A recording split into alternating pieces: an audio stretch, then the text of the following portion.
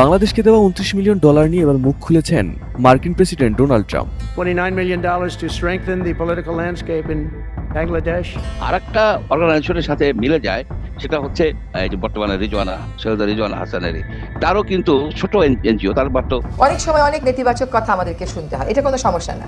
কোথায় আছে পাপ কখনো বাপকেও ছাড়ে না, এটার প্রমাণ আবারও পাওয়া গেল। অবশেষে প্রেসিডেন্ট ডোনাল্ড ট্রাম্পের বলা $29 মিলিয়ন কাণ্ডে এবার শেষ রক্ষা হলো না অন্তর্বর্তীকালীন সরকারের উপদেষ্টা রিজওয়ানা হাসানের। প্রিয় ভিউয়ার্স, বিস্তারিত জানলে আপনিও অবাক হবেন। মার্কিন আন্তর্জাতিক উন্নয়ন সংস্থা ইউএসএআইডি বাংলাদেশের রাজনৈতিক পরিস্থিতি শক্তিশালী করার জন্য $29 মিলিয়ন অর্থ সহায়তা দিয়েছে বলে দাবি করেন দেশটির president Donald Trump. Donald Trump খুব প্রকাশ করে আরো বলেন, বাংলাদেশের রাজনৈতিক পরিকাঠামো শক্তিশালী করতে $29 মিলিয়ন দেওয়া হয়েছে এমন একটি প্রতিষ্ঠানকে যার নাম আদৌ কেউ শুনেননি।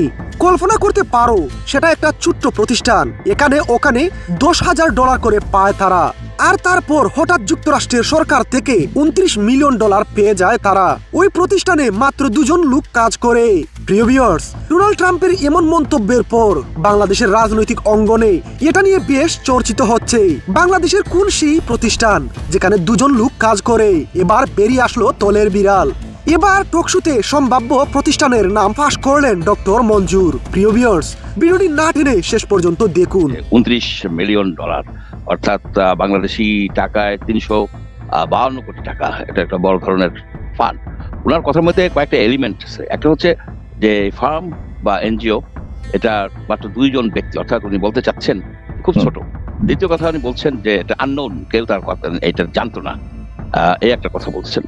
হতে হবে কি যে আমেরিকান এমবাসির সাথে বা আমেরিকান গভর্নমেন্টের সাথে যাদের সম্পৃক্ততা আছে, পলিটিক্যাল বিষয়গুলি নিয়ে যাদের সম্পৃক্ততা আছে, যেমন আপনার অধিকার, আপনি দেখেন যে অধিকার কিন্তু আমেরিকান এমবাসির সাথে তাদের একটা সম্পর্ক ছিল, এটা সবাই জানে।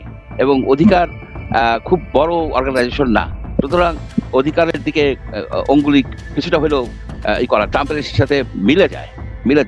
আর একটা অর্গানাইজেশনের সাথে মিলে যায়, সেটা হচ্ছে তারা আবার নিয়ে কাজ করে, নদী ছদি নিয়ে কাজ করে, সেটা হচ্ছে বেলা, এই যে বর্তমানে সৈয়দা রিজওয়ানা হাসানেরই, তারও কিন্তু ছোট এনজিও, তার মাত্র 1 জন স্টাফ, সে আর একজন, এই 2 জন, এই 2 জনের সে তাকে মিলে যায় একেবারেই। সুতরাং আপনি যদি বলেন বর্তমানে উপদেষ্টা, হ্যাঁ বর্তমানে উপদেষ্টা হওয়ার টাকা পাওয়ার সাথে উপদেষ্টা কন্ট্রাডিক্টরি তো না, বরং কমপ্লিমেন্টারি। আমার মানে ক্ষুদ্র বুদ্ধিতে যতটুকু আমি এনজিওদেরকে চিনি, এনজিওদের শুনি কথাবার্তা, তাতে আমার এই 2টা এনজিও আছে এবং দে শুড কাম ফরওয়ার্ড এবং বলা উচিত যে আমাদের যত ফাইন্যান্স আছে ওই ব্যাংক অ্যাকাউন্ট করে চেক করে দেখো, তা না হলে পাবলিকের মনে একটা সন্দেহ হবে। আমি যেমন ওপেনলি বললাম, অনেকেই কথাগুলি বলতেছে, আমিও কিছু একটা কল পাইছি। প্রিয় ভিউয়ার্স, ডক্টর মঞ্জুরের দেওয়া তথ্য মতে 2টি প্রতিষ্ঠানের নাম উল্লেখ করেন তিনি।